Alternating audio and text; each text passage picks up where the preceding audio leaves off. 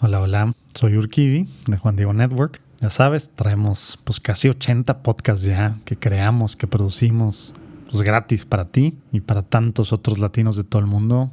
Y así es como estamos buscando llegar a nuestra misión de evangelizar, de formar, de entretener a latinos, a traerlos a Cristo, a su iglesia. Y bueno, estoy aquí interrumpiendo antes de que empieces este podcast porque te quiero platicar que pues sí, quienes editaron, las plataformas, la forma en la que lleva esto, las redes, quienes producen, quienes dirigen, quienes planean, todos estos podcasts son gratis para ti, pero nos cuestan, ¿verdad? Son gente pagada que estamos. Tenemos algunos voluntarios y en algunas partecitas de Juan Diego Network, pero la mayor parte de quienes estamos trabajando somos católicos que tienen familia, etcétera, ¿no? Entonces, todo esto cuesta, ya sabes, ¿no?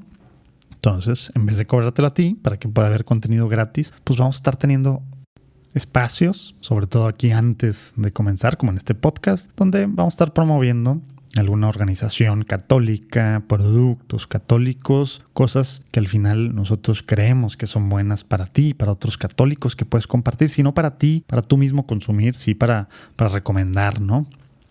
Algunos van a ser temas tal cual extraños, digamos, a Juan Diego Network en el sentido de fuera, como el de ahorita, ¿verdad? Y otros vamos a estar promoviendo también los otros podcasts para que tú sepas las cosas súper cool que estamos trayendo, eventos y demás cosas cool que andamos haciendo en Juan Diego Network. Pero las cosas externas nos ayudan, aparte de ayudarte a ti, ¿verdad? Y a otra gente que tú les puedes compartir por WhatsApp, Facebook, Telegram, donde quieras, también nos ayudan a nosotros de que esto pueda ser gratis, ¿no? Entonces, ahorita simplemente te estoy avisando, de repente, antes de empezar tu podcast favorito o tus podcasts favoritos, vas a oír un pequeño anuncito, ¿verdad? Que va a ser, promoviendo algo, repito, algo católico cool que está pasando. Estas organizaciones, nos van a pagar, de ahorita nada más tenemos una, pero nos van a pagar, ¿para qué? Para que podamos seguir haciendo cosas cool, atractivas, profesionales, ¿verdad? Bien producidas, que puedan realmente evangelizar a las nuevas generaciones de hoy, formar, entretener de formas cool. Entonces, gracias por escuchar. Por favor, escucha, comparte cuando veas estos anuncios, porque acuérdate, dos cosas. Una, te puede servir a ti o a gente a tu alrededor. No son cosas chafas, ¿verdad? Lo que estamos promoviendo. Y dos, nos ayudan a seguir creando contenido que sea gratis para ti. Ahora sí, a escuchar. ¿Quieres comprender el mundo de las Sagradas Escrituras o deseas tener un posgrado en teología pastoral o teología bíblica por medio de una universidad americana siendo completamente en línea y a distancia? ¡Claro que es posible! Hola, soy el Padre Dempsey, el director del Centro Semillero en la Universidad de St. Thomas en Houston, Texas, y te invito a visitar nuestra página web para que tengas más información del programa de maestría o posgrado. Visita www.centersemillero.com para aprender sobre nuestro programa de maestría 100% en línea y 100% en castellano. De esta manera puedes estudiar tu posgrado estando en cualquier lugar del mundo. De nuevo, te invito a que visites www.centersemillero.com.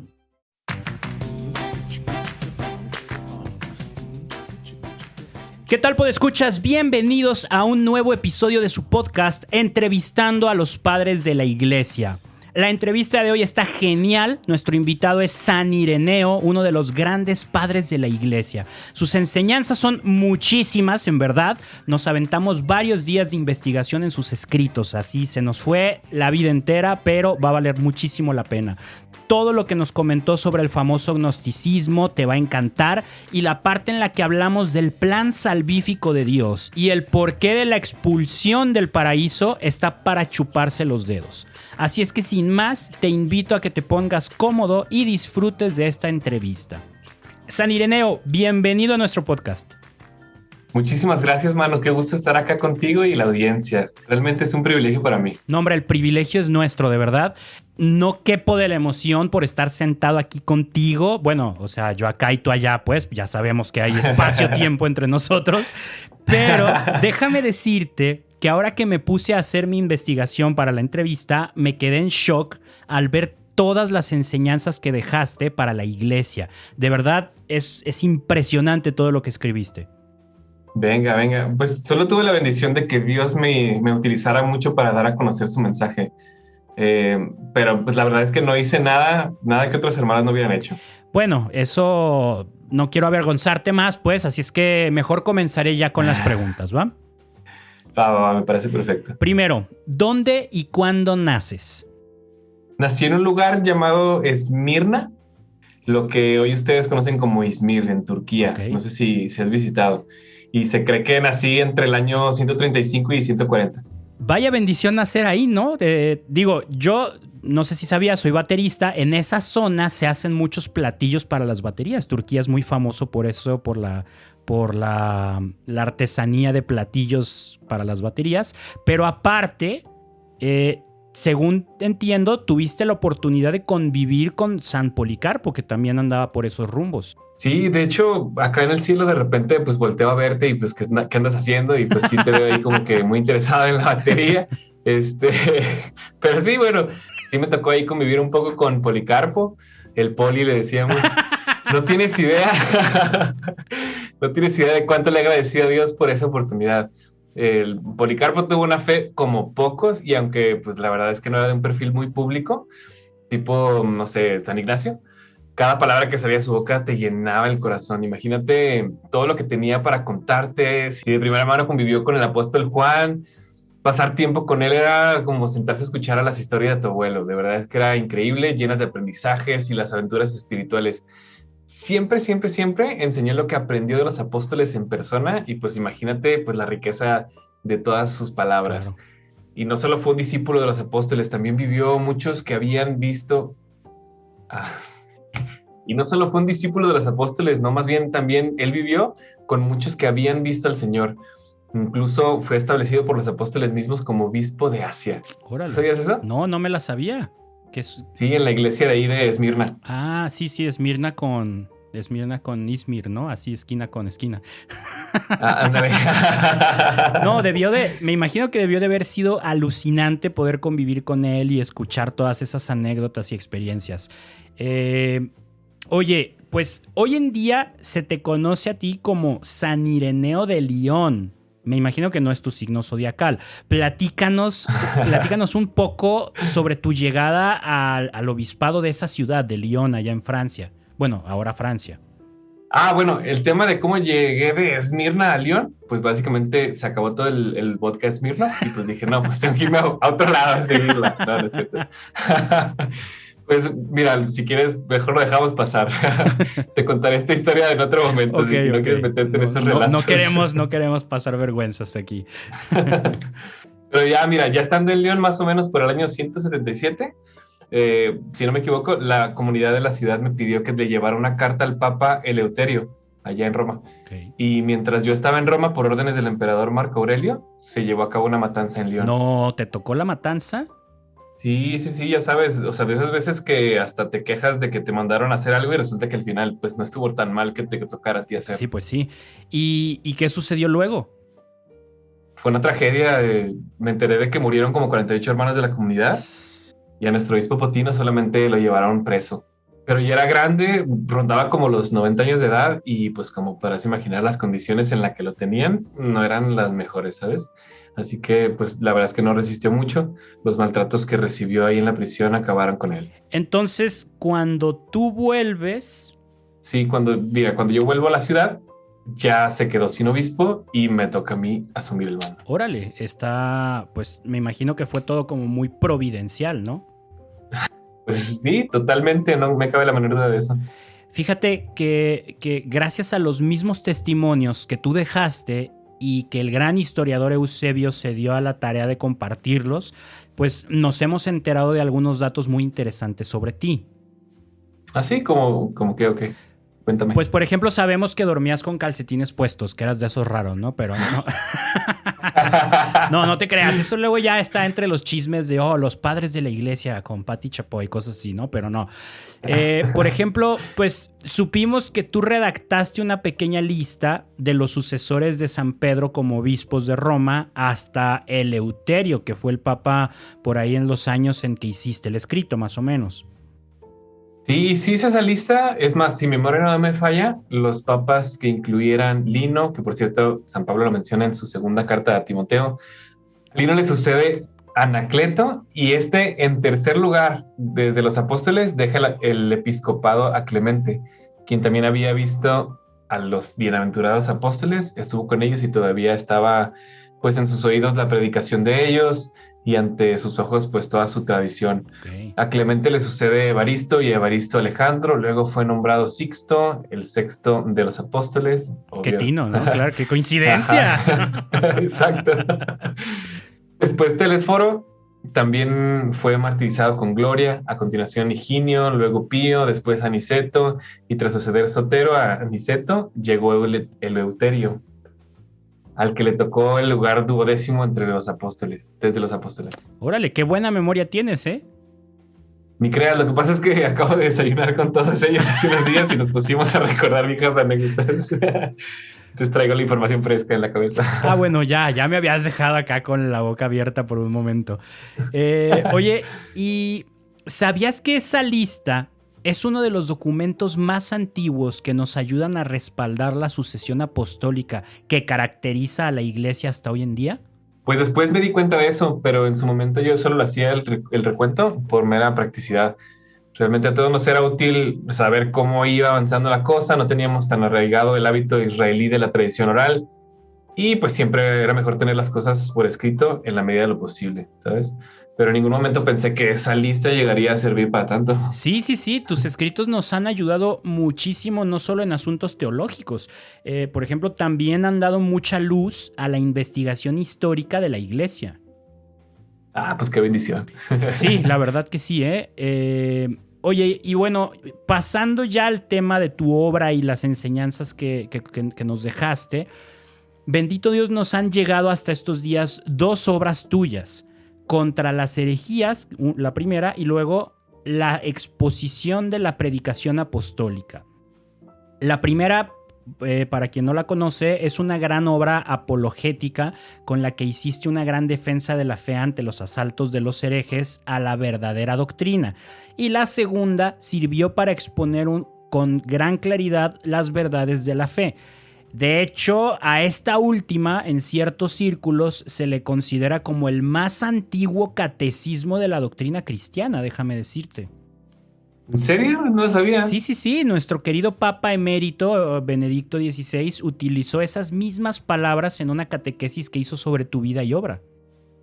Vaya, qué honor que Benedicto XVI hable de mí. Él es un hombre bastante sabio y santo. Ni que lo digas, ¿eh? O sea, acá en la tierra muchos nos sentimos sumamente privilegiados de haber podido ser contemporáneos de él. De hecho, él te describe a ti como el campeón de la lucha contra las herejías. O sea, eres el Rocky de los herejes. Qué buen apodo, ¿eh? Sí, y además te presenta como el primer gran teólogo de la iglesia, el que creó la teología sistemática, o sea, es decir, del sistema de la teología, el cual representa a la coherencia interna de toda la fe. O sea, te tiene en un pedestalito, el Papa Emérito. Bueno, a decir verdad, en esa época teníamos muchas enseñanzas recibidas por la primera generación de cristianos comandados por los apóstoles, pero muchas de esas cosas no nos quedaban pues del todo claras. Yo siempre fui como muy minucioso. Me desespera el desorden, tengo tan ordenado mi lugar en el cielo que me bromean diciendo que soy como un personaje de la película durmiendo con el enemigo. Ya te podrás imaginar. Y pues debido a eso sentí la necesidad de darle orden a todas las enseñanzas, acomodarlas de forma lógica, precisamente buscando que pudiéramos encontrar una conexión y una relación entre cada una de las verdades de la fe que se nos enseñó. Quería que cualquier cristiano pudiera comprender que todo lo que sabemos es parte de un todo, ¿sabes? Y no solo son muchas pequeñas enseñanzas individuales. Además, en esos tiempos había, pues ya quienes querían hacer de la fe cristiana una enseñanza VIP. Propagaban la idea de que solo los más estudiados y preparados podrían tener acceso a la verdad, cosa totalmente contraria, tú sabes, a lo que Jesús mismo enseñó. Claro. Entonces me esmeré primeramente en dejar lo más claro posible que existe una relación directa entre el credo de los apóstoles y el evangelio. Eso que a mí me gusta llamar la regla de la fe. Eso coincide con la práctica, con el credo de los apóstoles y nos da la clave para interpretar el evangelio, para interpretar el credo a la luz del evangelio. Y el mismo símbolo de los apóstoles nos ayuda a comprender qué quiere decir y cómo debemos leer el evangelio mismo. Esto porque el verdadero evangelio fue transmitido por los obispos que lo recibieron en una cadena ininterrumpida directamente de los apóstoles. Y además fui insistente en que la fe de la iglesia debía ser transmitida de manera que se presente como debe ser, ¿sabes? Es decir, pública, única y espiritual. Sin esas características, siento que no se puede llegar a un verdadero discernimiento sobre la auténtica transmisión de la fe. Justo para allá quería llegar. Sabemos que una de las herejías que tenían mayor proyección en tus tiempos era el gnosticismo. Platícanos de qué se trataban esas ideas. Justo. Mira, el gnosticismo era una doctrina de la salvación de tendencia dualista y suponía una irreductibilidad esencial y original entre el bien y el mal, o sea, que creían que la materia era esencialmente mala. Es como eso que dicen de que se nace siendo malo y pues se nace siendo bueno, entonces aquí era esencialmente malo. Y por lo tanto el creador de la materia también es malo. Y a este creador ellos lo identificaban con el Dios del Antiguo Testamento y proponían que por encima de él está el Dios supremo, que es el principio del bien. Okay. Sumado a esto, proponían que la salvación está en el conocimiento, por el que el hombre toma conciencia del elemento divino que lleva en sí y logra liberarse de la contaminación de la materia y del mal. Puede parecer un poquito confuso, pero ya cuando empiezas a leerlo, pues vas así como que discerniendo, entendiendo cómo va estructurándose. Okay. Estas ideas se mezclaban precisamente con esta confusión, con muchos elementos cristianos y daban resultados como pues una forma de cristianismo que seducía a muchos, en el cual Cristo aparecía como enviado del principio del bien para salvar al hombre, no tanto del pecado o la mal moral, sino de un mal cósmico y esencial del universo. Todo eso suena un poquito distinto a lo que propone la fe cristiana, ¿no? Sí, claro. Por eso le dediqué varias reflexiones a este tema, ¿sabes? Estas ideas provocaban mucha confusión entre los cristianos y para oponerme a ellas intenté hacer una síntesis completa de lo que el auténtico cristianismo enseña acerca de Dios, el mundo y el hombre. Básicamente presentaba la idea de la unidad radical que liga todas las cosas y que proviene de la relación de todo con un Dios único dentro de un designio o plan de Dios sobre el mundo y el hombre. El mundo material, que es la creación de Dios, no es esencialmente malo, aunque sí imperfecto, como ha de serlo inevitablemente todo lo que no sea el mismo Dios. Ok, ya voy viendo. Y dices que te enfocaste en aclarar algunas ideas sobre Dios, el mundo y el hombre. ¿Qué nos podrías compartir sobre la forma en la que el hombre puede conocer a Dios? ¿Hay reglas, hay límites, hay unas formas mejores que otras para conocerlo? Ok, para abordar este tema, será bueno que comencemos por lo primero y más importante que debemos saber.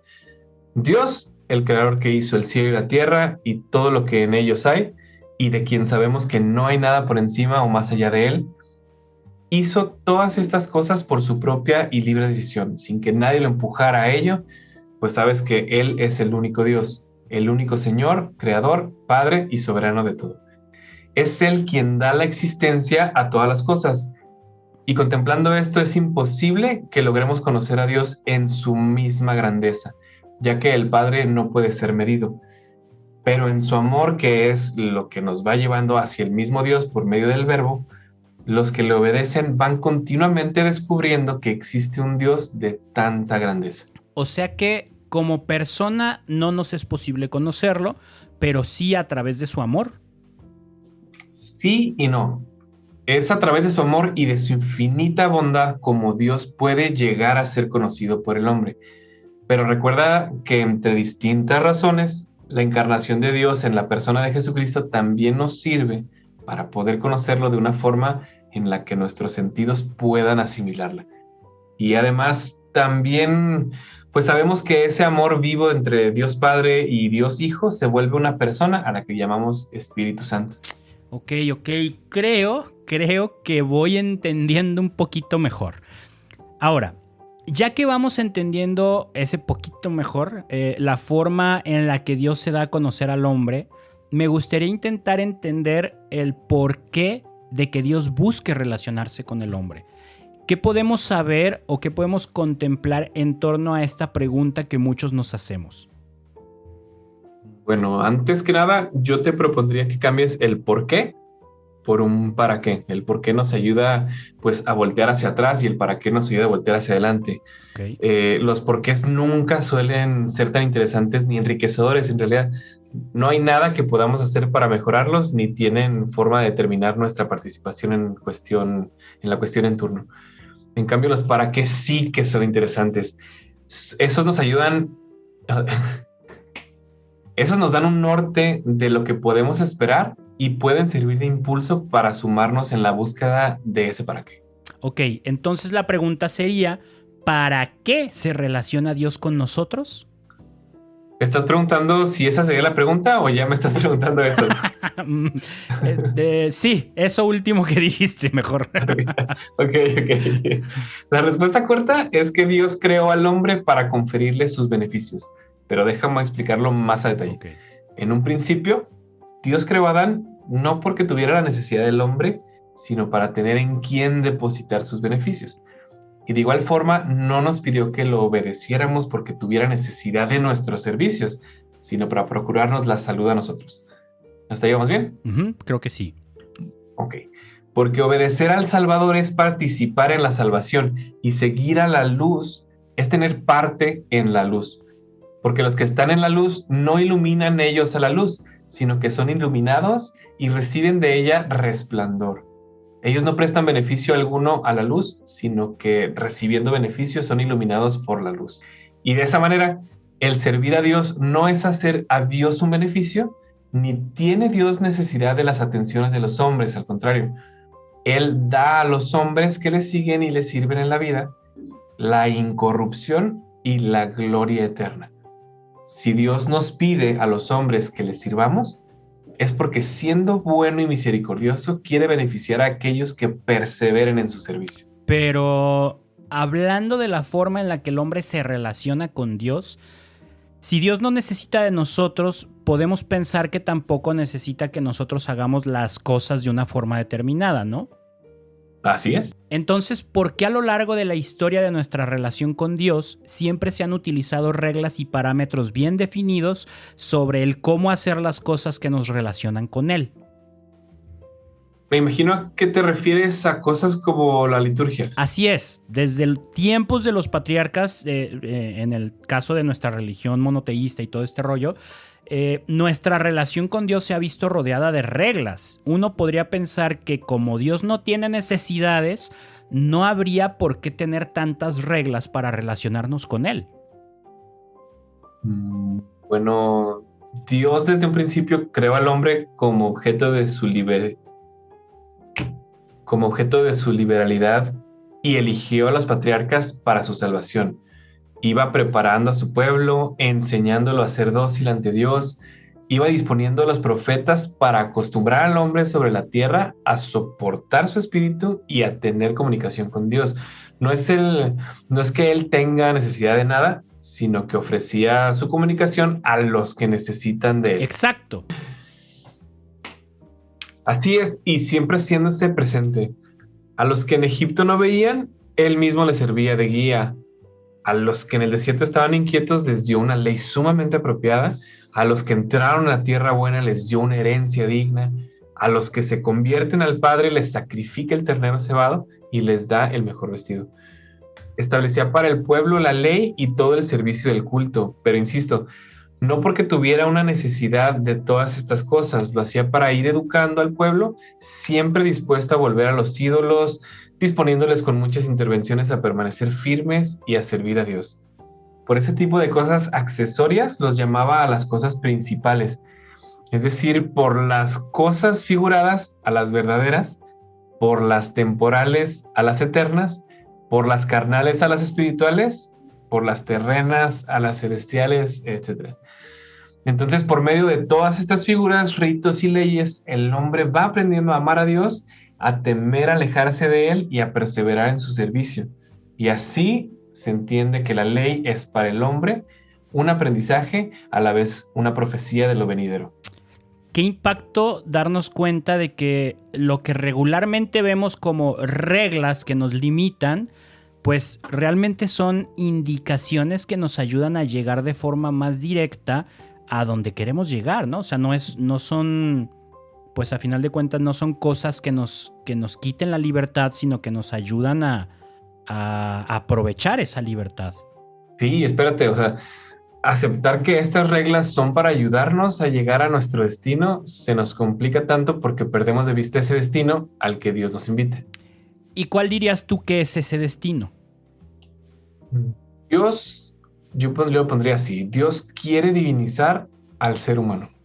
¿Es verdad? Eso Sí. Suena como un poquito polémico, divinizar al ser humano. ¿Es lo que Dios querría? Sí, y por eso partimos de lo mismo, ¿no? De la dificultad de poder pensar como Él. Siempre que hacemos este tipo de preguntas, es como tratar de pensar como Él. Pero ¿en qué sentido? Y me voy a explicar un poquito más en qué es divinizar al ser humano. Suena como una ironía porque pues hoy en día muchos buscan divinizarse. Claro, algunos de forma consciente y otros no. Pero el estilo de vida que predomina hoy en día encamina a cualquier persona a la autodivinización. El obsesivo culto al cuerpo perfecto, al poder, al control del tiempo, a la absoluta independencia, no depender de nadie en ningún sentido. Se presentan innumerables pretensiones de absolutismos, pues que son inalcanzables para el ser humano. Solo Dios es perfecto, solo Dios tiene el control absoluto. Y nos cuesta entender que este anhelo de divinización nos viene de lo más profundo del corazón porque Dios nos hizo para eso, para compartir su gloria y su divinidad, solo que erróneamente hemos querido lograrlo dejando de lado la única fuente de divinidad que existe. Claro, y ahora que lo mencionas, pues suena muy lógico. Nosotros como seres humanos estamos llamados a la divinidad, pero no tenemos la capacidad de divinizarnos, parece trabalenguas, porque nuestra naturaleza no es divina. Entonces solo podemos ser elevados a ella, a la divinidad, a través de un poder divino que es Dios. Así es, porque el hacer es propio de Dios y el ser hecho es propio de la naturaleza del ser humano. Por tanto, si le entregas a Él lo que es tuyo, que es la fe en Él y la sumisión, recibirás el efecto de su arte y serás una obra perfecta de Dios. Pero si no te confías a Él y te escapas de sus manos, la causa de tu imperfección estará en ti que no te sometiste, no en aquel que te llamó. Porque como nos lo enseña la parábola del Evangelio, Él envió a que te invitaran a la boda, pero los que no aceptaron la invitación, a sí mismos se privaron de la cena del Rey. Oye, y todo este plan divino de conducirnos hacia Dios, ¿de dónde surge? Manu, tú y yo sabemos que tratar de entender de dónde le surge un deseo a Dios es algo que nunca resolveremos en esta vida. Bueno, lo que sí te puedo decir es que todo es parte del plan salvífico que Dios tiene para cada uno de nosotros. ¿Recuerdas la historia de Jonás? Sí, al pobre que se lo come una ballena y vive dentro de su vientre por unos días, ¿no? Sí, entonces Gepetto. Exactamente, ¿no? Y los niños van y toman agua rara y se convierten en burros. Se convierten en burros. Sí, no lo he leído en la Biblia, pero sí vi la película. Sí, está buena. Bueno, no, volviendo al tema de Jonás. Pues mira, esta historia tiene un propósito mayor del que solemos pensar. Dios permitió que esto sucediera como un signo. Jonás era lo que llamamos una prefiguración de Jesús. Él permitió que el hombre pasara por todo esto y tuviera así conocimiento de la muerte. Pasara luego a la resurrección de entre los muertos y conociera por experiencia propia de dónde había sido liberado. Así se mostrará para siempre agradecido a su Señor, amándole más después de haber recibido de Él el don de la inmortalidad, ya que a quien más se le perdona, más ama. O sea que lo que vivió Jonás fue algo así como una profecía de lo que Jesús iba a vivir. Algo así. Y eso que vivió Jesús no fue algo que quedara en él solamente. Dios permite el sacrificio de su Hijo porque si el hombre al que Dios había hecho para la vida cuando perdió esta vida como consecuencia de la herida de la serpiente corrupta, ya no hubiera podido ser revivificado, sino que se hubiera hundido en la muerte definitiva. Dios hubiera fracasado, mientras que la malicia de la serpiente hubiera triunfado sobre el designio de Dios. Pero Dios es invencible y magnánimo, y su magnanimidad se mostró en la corrección y en la prueba que le impuso él al hombre. Por medio del segundo hombre, encadenó al que era fuerte y arrebató sus posesiones, como dice el Evangelio de Mateo, expulsando la muerte y vivificando al mismo hombre que había muerto. Oye, y viendo todo este plan de salvación que Dios tiene para nosotros, me surge una duda. Si a final de cuentas, aún después de haber caído en el pecado original, Dios nos perdona y quiere que volvamos a estar junto a Él en el paraíso, ¿por qué castigarnos expulsándonos del paraíso si a final de cuentas lo que quiere es que volvamos ahí con Él? ¿Por qué no dejó pasar esa falta en su momento y nos quedamos todos tranquis ahí en el paraíso de una vez? Mira, definitivamente hubiera sido una solución más sencilla, pero no se podía. Primero hay que entender que la expulsión del paraíso no fue un castigo, sino una medida de contención. Hizo esto para que el daño del pecado original no fuera mayor. Dios arrojó al hombre del paraíso y lo alejó del árbol de la vida, no porque le rehusase celosamente el fruto de ese árbol, como algunos pues audazmente mantienen, ¿no? Sino por misericordia para con él, para que no permaneciera para siempre transgredido, ni fuera inmortal el pecado que le afligía, ni su mal fuera sin término y sin curación. Dios puso fin a su transgresión, interponiendo la muerte y haciéndole cesar el pecado al imponerle la disolución de la carne en la tierra, y así cesando el hombre en un determinado momento de vivir el pecado, y muriendo al pecado, podía empezar a vivir para Dios. Siempre pensé y siempre me enseñaron que esto había sido un castigo y se me hacía como algo muy lógico por haber desobedecido su única regla en el paraíso. Pero esto que me dices me ayuda a entender el sentido del plan de salvación, la encarnación de Cristo, su muerte, su resurrección, todo este rollo. Mira, sí, lamentablemente hemos notado que durante mucho tiempo la gente dentro de la iglesia optó por abordar muchas cosas de la enseñanza de la fe desde una perspectiva en torno al castigo. La fe se entendía como un camino en el que debíamos tener miedo al castigo de Dios y no como un andar en el amor de Dios. Pero bueno, también debemos entender que quienes han estado a cargo de interpretar las enseñanzas de Jesús a lo largo de estos más de 20 siglos, pues han sido, al igual que tú y yo, seres humanos con muchas imperfecciones y un entendimiento limitado. A veces caemos en el error de pensar que todo fue dado de una forma absolutamente clara y queremos que los resultados sean perfectos al instante. Y volvemos a ese deseo de divinizarnos a nosotros mismos. Sí, totalmente. Como empezar a vernos otra vez con nuestros ojos, juzgarnos con lo que nosotros queremos lograr. Lo que debemos hacer es comprender que las enseñanzas de la iglesia están paradas en una verdad firme, pero el entendimiento de estas va avanzando con el pasar del tiempo. Poco a poco, Dios nos ayuda a entender mejor su revelación y no podemos condenar lo que durante ese proceso se va entendiendo como lo correcto. A pesar de que en la actualidad se tenga un entendimiento más claro de unas cosas, dentro de unos años voltearán para atrás y quizás se den de topes en la cabeza por darse cuenta de lo errados que todavía estaban en algunas cosas. Al final de cuentas, de eso se trata ser cristianos, de que día a día vayamos encontrando mejores maneras de entender y vivir el mensaje del Evangelio. San Ireneo, me encantaría poder abordar más temas de los que hablaste a lo largo de tus escritos. Son muchísimos y todos con grandes aportaciones que le hiciste a la iglesia. Lamentablemente el tiempo aquí no nos es ilimitado y debemos parar. Pero ha sido todo un placer platicar contigo, escucharte hablar de todas estas cosas ha sido todo un honor y además un enorme tesoro que nos llevamos en el corazón. No, hombre, mano, pues yo sé que ahorita no tienes todo el tiempo, pero cuando llegues de este lado, pues le seguimos con la plática. O bueno, si llegas de este lado. Ya veremos, ya veremos. Creo que sí, voy a orar mucho por ti. Y pues bueno, la verdad es que el placer ha sido todo mío. Yo encantado de compartir este rato con ustedes.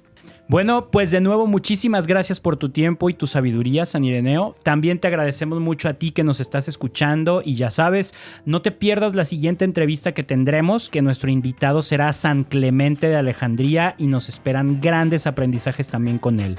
Nos encomendamos a tu intercesión, San Ireneo, como ya nos prometiste, y aquí nos encontramos en el próximo episodio. Que Dios los bendiga. Chao.